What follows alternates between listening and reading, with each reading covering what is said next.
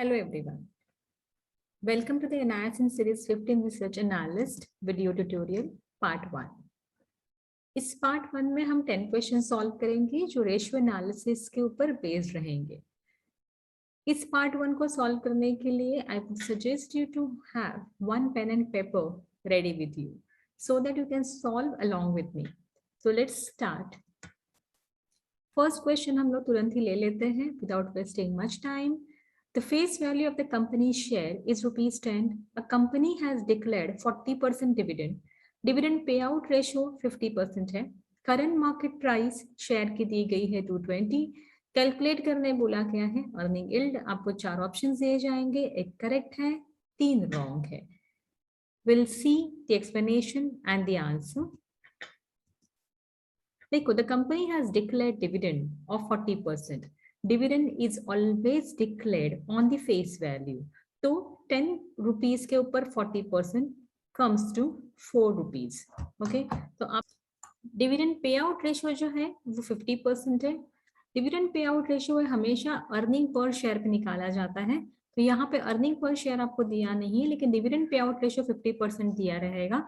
100 पर शेयर जो है वो 100% होगा, मतलब उसमें से 50% डिविडेंड पे आउट रेशियो है. तो 50% कहाँ पे जाएगा? 50% will go in the form of retained earnings, मतलब कंपनी के पास वो जमा हो जाएगा.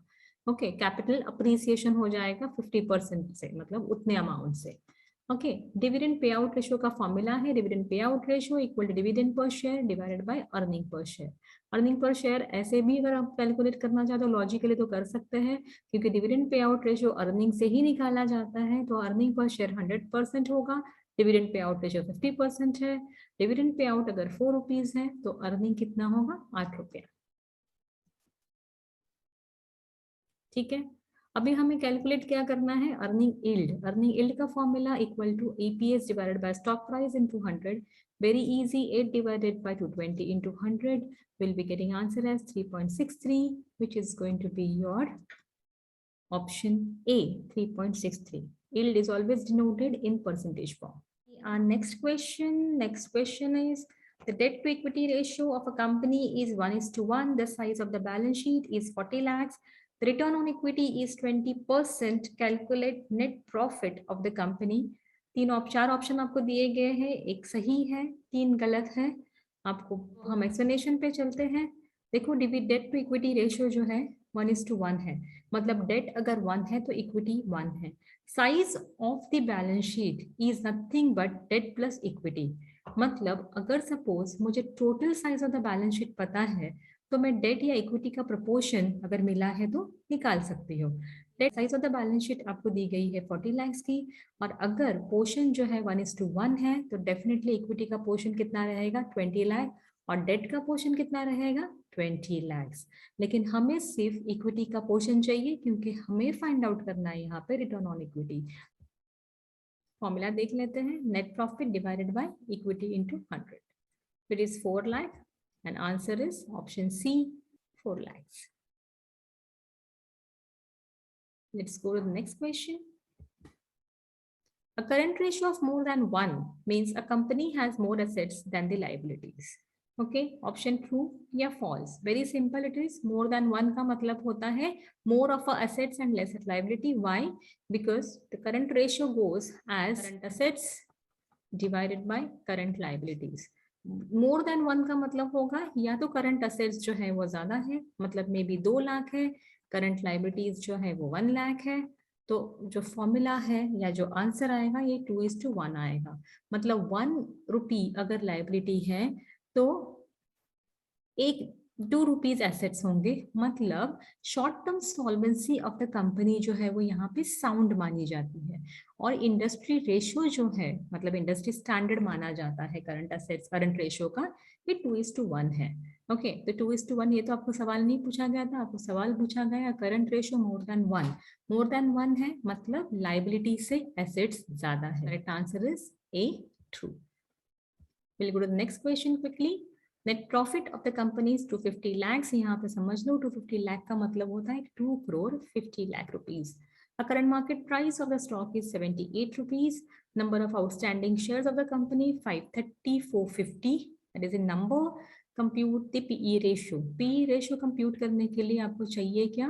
कंप्यूट करने के लिए पीई रेशियो आपको चाहिए current market price which is given to you, और आपको एक और चीज चाहिए होती है that is EPS. EPS is not given to you, but आपको नेट प्रॉफिट दिया गया है, आपको नंबर ऑफ शेयर्स दिए गए हैं, net profit divide by number of shares करेंगे तो आपको ईपीएस मिल जाएगा।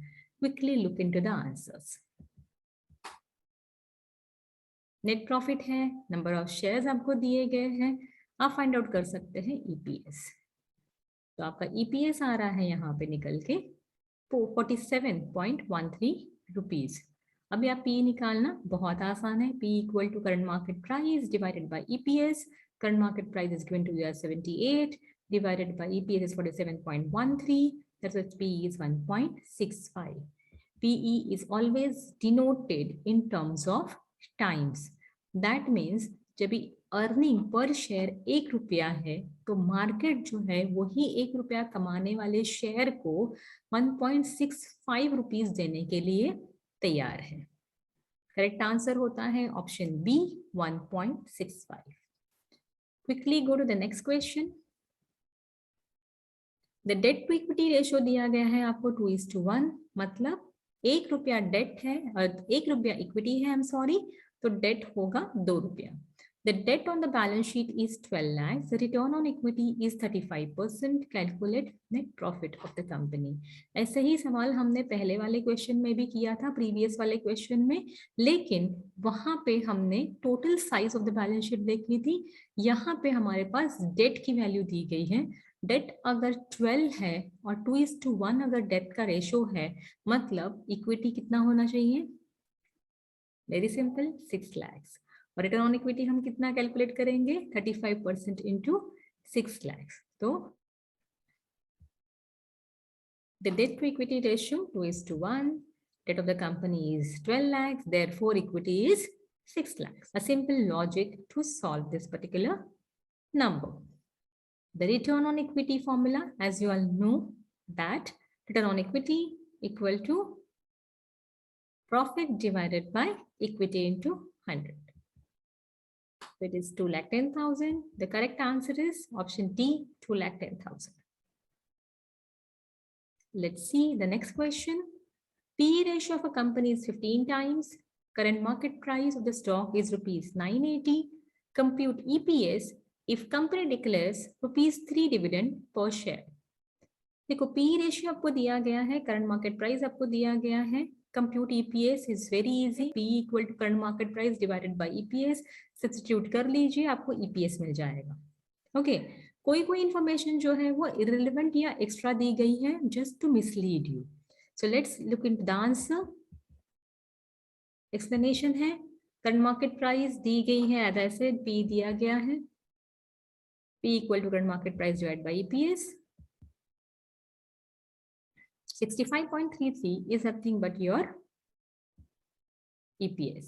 EPS is denoted in rupees and information related to dividend is misleading information, सिर्फ ये नॉन रिलेवेंट इंफॉर्मेशन है और आपको कंफ्यूज करने के लिए यहाँ पे दी गई है। तो करेक्ट आंसर है option A, ₹65.33। Can we go to the next question now? The paid up capital of a company is rupees 50 lakhs. Face value of the company's share is rupees 10. PE ratio of the stock is 5 times. EPS is rupees 7. Calculate the enterprise value of a company if it has a debt of 15 lakhs and a cash equivalence of rupees 25 lakhs. It's the most important question of this particular series. See, I'm telling you one important thing. एक तो पहली बात, जब भी हम लोग ratio analysis करते हैं वो टाइम पे ये टाइप के क्वेश्चंस हमें नहीं आते। Secondly, as a research analyst आपके लिए बहुत इंपॉर्टेंट क्वेश्चन हो जाता है, क्योंकि एक रिसर्च एनालिस्ट को एक एंटरप्राइज वैल्यू फाइंड आउट करना बहुत इंपॉर्टेंट है, बहुत जरूरी होता है, क्योंकि on the basis of that decision लिए जाते हैं बाइंग या सेलिंग ऑफ स्टॉक के। नंबर ऑफ शेयर्स पहले कंप्यूट करने पड़ेंगे, paid up capital divided by face value per share which is nothing but 5 lakhs. See why you have to calculate number of shares over here? Reason being, आपको find out करना है market capitalization of the company. जब market cap आप calculate करोगे तभी जाके आपको enterprise value find out करने में आसानी होगी। मार्केट कैपिटलाइजेशन निकालने के लिए आपको चाहिए PE into EPS. Why? Because आपको चाहिए market price of the share. तो market price of the share is ₹35 और आपके पास नंबर ऑफ शेयर है 5 लाख। तो मार्केट कैप निकालना हो गया बहुत ही आसान। 35 into 5 lakh is a market cap of the company, which is nothing but 175 lakh of rupees. अभी हमें फाइंड आउट करना है enterprise value. First, we'll look into the formula of enterprise value. Enterprise value equal to market capitalization, which we are just found out. Market value of the debt which is given to you minus cash and cash equivalent. So market cap 175 lakhs, that is 1 crore 75 lakhs. Plus market value of the debt which is given to you as 15 lakhs और cash equivalence जो है वो 25 लाख के हैं। तो 165 लाख जो है वो आपकी एंटरप्राइज वैल्यू है। The most important question of the entire syllabus. सिर्फ सिलेबस पॉइंट ऑफ व्यू से इस पर्टिकुलर क्वेश्चन को मत देखो, ये question will definitely add value to your course. Correct answer है option C 165 lakhs. Let's look into the new question. Stock split leads to option increase in wealth of shareholders, decrease in the wealth of shareholders, no change, increase in the profit margin of the shareholders. देखो stock split जो है एक corporate action है और एक just book arrangement है जहां पे स्टॉक के फेस वैल्यू को स्प्लिट किया जाता है। लेकिन जब भी स्टॉक के फेस वैल्यू को स्प्लिट किया जाता है उसके सामने आपको उतने ही नंबर ऑफ शेयर्स जो है वो बढ़ के मिलते हैं। फॉर एग्जाम्पल अगर स्टॉक स्प्लिट हो जाता है 2:1 में, तो अगर आपके पास एक शेयर है तो एक शेयर के पीछे आपको 2 शेयर्स मिलेंगे। अगर आपके पास 10 शेयर्स है तो आपको 20 शेयर्स मिलेंगे। अगर आपके पास 100 शेयर्स है तो आपको 200 शेयर्स मिलेंगे। ये हो गया स्टॉक स्प्लिट का मतलब फेस वैल्यू जो है वो 10 रुपए की फेस वैल्यू 5 रुपए पे आ जाएगी। वाई? बिकॉज 2:1 में उसको डिवाइड किया गया है। That is first thing. मतलब नंबर ऑफ शेयर्स उसी से मल्टीप्लाई हो जाएंगे जिसी से वो डिवाइड किया गया है। फेस वैल्यू रिड्यूस हो जाएगी, नंबर ऑफ शेयर्स बढ़ेंगे। मतलब यहाँ पे कहीं भी प्राइस में डिफरेंस या वेल्थ में डिफरेंस नहीं आएगा। व्हाई? बिकॉज उतने ही प्रोपोर्शन से करंट मार्केट प्राइस भी बढ़ेगी या घटेगी। इसका प्रैक्टिकल एग्जांपल जो है हम नेक्स्ट क्वेश्चन में देखेंगे। यहाँ पे आंसर ये आएगा कि stock split will not lead to any change in the value or wealth of the shareholder. Answer is no change. देखो यहाँ पे प्रैक्टिकल क्वेश्चन हम सॉल्व कर रहे हैं, वहां से आपको पता चल जाएगा चीज कैसे वर्क करती है। Mister Prashant owns 1200 shares of a company. Current market price दी गई है 4500 पर शेयर। फेस वैल्यू है ₹10। Company decides split of 5:1. Calculate the change in price per share after split and the value of Prashant's stock. Don't look into the answer because अगर suppose आप computation करोगे तो आपको आंसर तो आना ही है। यहाँ पे आपका वैल्यू और wealth of your share holder change नहीं होगा। तो पहले फाइंड आउट करते हैं प्रशांत के और शेयर्स की वर्थ कितनी है। 1200 इंटू 4500, ये हो गई प्रशांत के शेयर्स की वर्थ अराउंड 54 लाख रुपीज। ये 54 लाख रुपीज आपकी स्प्लिट होने के बाद भी उतनी ही रहेगी। देखिए stock split is 5:1, face value है 10। दैट मीन्स एक शेयर 5 पार्ट्स में डिवाइड हो जाएगा। मतलब एक 10 रुपए का शेयर 5 पार्ट्स में डिवाइड हो गया तो एक शेयर कितने का बनेगा? 2 रुपए का। और अभी आपके पास कितने शेयर्स हो गए? 5। 2 रुपए के 5 shares equal to again 10 rupees. मतलब अभी फेस वैल्यू 10 रुपया नहीं होते हुए फेस वैल्यू 2 रुपया हो जाएगी। Fine. Therefore, now each share's face value will become 10 divided by 5. Proportionately divide करो, 10 को proportionately divide करो, 10 divided by 5 comes to 2 rupees. तो हर शेयर की फेस वैल्यू आ जाएगी ₹2। नेक्स्ट जाते हैं market value to the shares reduced proportionately to the level of its split, that is by 5 times. मतलब आपका जो मार्केट वैल्यू 4500 है वो भी प्रोपोर्शनेटली रिड्यूस हो जाएगा। क्यों? क्योंकि नंबर ऑफ शेयर्स प्रोपोर्शनेटली बढ़ेंगे। कितना हो जाएगा? 4500 डिवाइडेड बाय 5, तो ये हो जाएगा 900। और नंबर ऑफ शेयर्स क्या हो जाएगा, नंबर ऑफ शेयर्स प्रोपोर्शनेटली बढ़ेंगे, मतलब आपके पास 1200 शेयर्स है प्रशांत के पास, अभी वो शेयर्स हो जाएंगे 1200 इंटू 5, प्रोपोर्शनेटली 5 टाइम्स बढ़ने वाले हैं, तो इट विल बिकम 6000।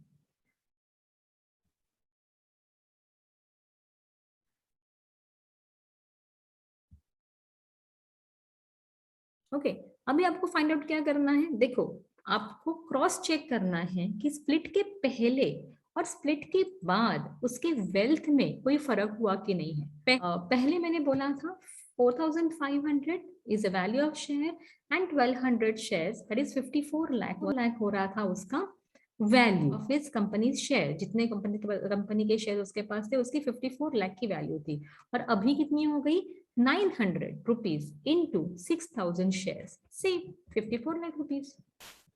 तो चेंज कुछ भी नहीं है, तो दो चीज करोगे, आप डिवाइड करोगे प्रोपोर्शनेटली करंट मार्केट प्राइस और मल्टीप्लाई करोगे आप नंबर ऑफ शेयर्स, तो करेक्ट आंसर हो जाएगा